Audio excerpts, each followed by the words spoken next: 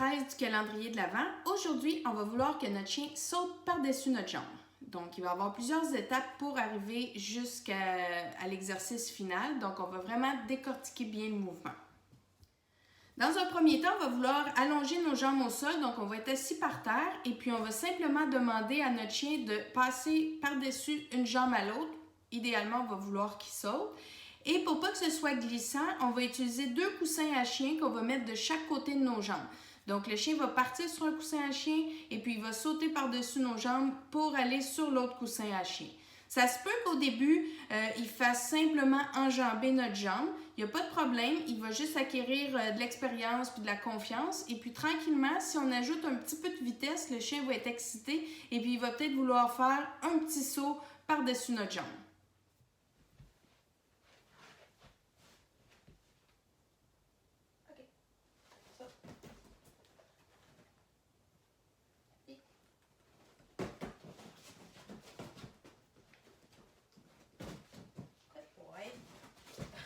Tu vas trop vite.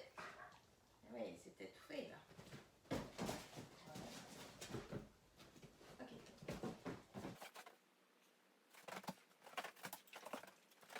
OK. Quand ça va bien, moi, ce que j'ai fait, c'est que j'ai ajouté un petit banc pour élever un petit peu mes jambes, mais tout en restant assis au sol. Donc, ça reste plus facile pour le chien.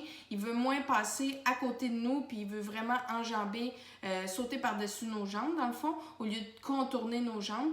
Donc, c'est pour ça que je suis restée assise au sol, et puis j'ai simplement surélevé mes pieds sur un petit banc.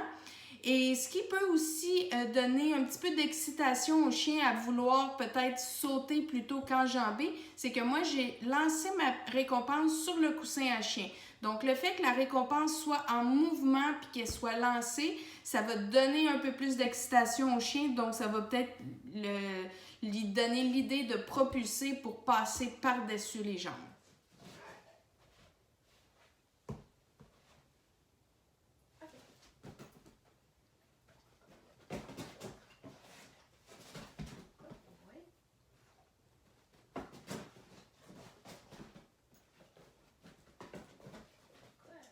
Une fois que tout ça va bien, ensuite de ça, je me suis levée debout et j'ai utilisé quand même le petit banc pour mettre mon pied pour avoir, moi, un meilleur équilibre. Et puis, comme ça aussi, ma jambe n'était pas aussi haute que le résultat final qu'on va avoir. Fait que graduellement, notre jambe était au sol. Tranquillement, on l'a surélevé, puis tranquillement, on la lève de plus en plus pour que le chien comprenne le mouvement, dans le fond, de sauter par-dessus la jambe. Donc, encore là, il va sauter d'un coussin à l'autre parce qu'on veut amortir le choc de l'atterrissage. Et puis, en même temps, c'est un petit peu plus difficile parce que c'est un peu comme s'il était dans le sable à cause du coussin qui est en mousse mémoire. Donc, pour se propulser, c'est un petit peu plus difficile parce qu'il va renfoncer dans le coussin. Puis, quand il va atterrir, il va falloir qu'il utilise ses stabilisateurs parce que ça va renfoncer un peu avec ses pattes. Donc, on veut qu'il saute d'un coussin à l'autre. Et là, encore une fois, comme je disais, mon pied est par-dessus un banc, juste pour moi avoir une meilleure stabilité, puis pour que ma jambe soit pas trop haute encore parce qu'on est encore dans l'apprentissage du mouvement.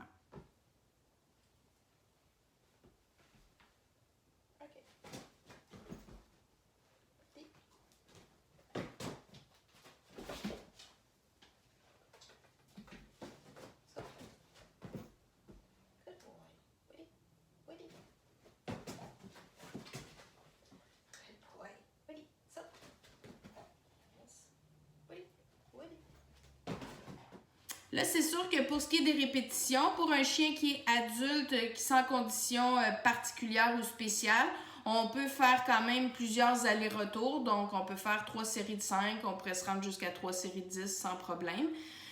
Pour les chiots, par contre, là, encore là, comme on a déjà vu des exercices auparavant qui étaient de sauter, on ne veut pas trop faire sauter le chiot parce qu'il est en croissance, donc c'est pas bon au niveau de ses articulations, de faire beaucoup d'atterrissage, c'est dur sur les épaules et puis on veut pas venir, même s'il est sur un coussin à chien, là, on veut pas venir faire trop de répétitions. Ici, on est seulement dans l'apprentissage de lui montrer de passer par-dessus la jambe. Donc, on fait que quelques répétitions. Puis quand il sera rendu adulte, bien là, il va déjà comprendre le mouvement, il va déjà comprendre le mot qu'on utilise pour qu'il saute par-dessus notre jambe. Donc, à ce moment-là, ça va être plus facile de rajouter des répétitions. Pour les chiots aussi, je suggère de rester assis au sol, les jambes allongées. Comme ça, vous n'aurez pas tendance à mettre votre jambe trop haute et puis le chien va comprendre qu'il passe par-dessus la jambe versus si vous allez debout, ben des fois, vous allez peut-être avoir tendance à lever la jambe un peu plus haute, surtout si on a un grand chien. Mais là, encore là, on va trop le faire sauter haut, puis c'est pas le but de cet exercice-ci pour les chiots. On veut les faire bouger, donc on veut juste qu'ils passent d'un coussin à l'autre, mais faites-le en ayant les jambes allongées au sol. Pour les chiens qui sont plus vieillissants, ça va être la même chose aussi. Tout dépendant de la condition physique du chien, on ne veut pas non plus mettre trop d'impact au niveau des articulations sur les épaules. Donc, c'est sûr que si votre chien il a de la misère avec ses épaules ou s'il a beaucoup moins de stabilité que quand il était plus jeune, mais on ne fera pas exprès de le faire sauter d'un coussin à l'autre en ayant notre jambe qui est haute. Donc, encore là, pour les vieux chiens, je conseille de rester allongé au sol. On peut utiliser peut-être le petit banc en étant allongé, nos jambes par-dessus le petit banc, mais on reste assis au sol pour justement que la jambe soit pas trop haute. Et puis, encore là, on va utiliser les coussins pour que l'amortissement se fasse beaucoup plus en douceur. Yeah, good boy.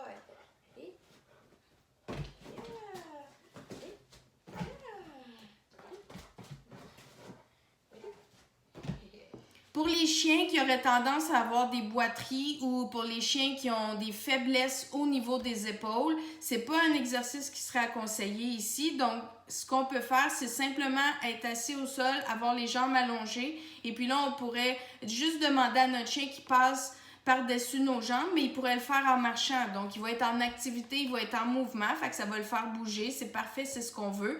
Mais on ne veut pas venir faire une activité qui est trop violente pour lui si sa condition ne lui permet pas.